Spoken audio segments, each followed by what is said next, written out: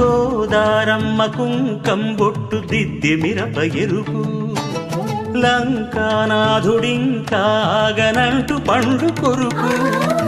చూసే చూపు ఏం చెప్పింది సీతాకాంతకి సందేహాల మబ్బే పట్టె చూసే కంటికి లోకం కాని లోకంలోన ఏకాంతాల బలపు అలపాపి కొండలా నలుపు కడగలేక నవ్వు తనకు రాగా ఉప్పొంగిలే గోదావరి ఊగిందిలే చేలోవరి భూదారిలో నీలాంబరి మా సీమకే చీనాంబరి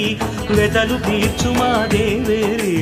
వేదమంటి మా గోదారి శబరి కలిసిన గోదారి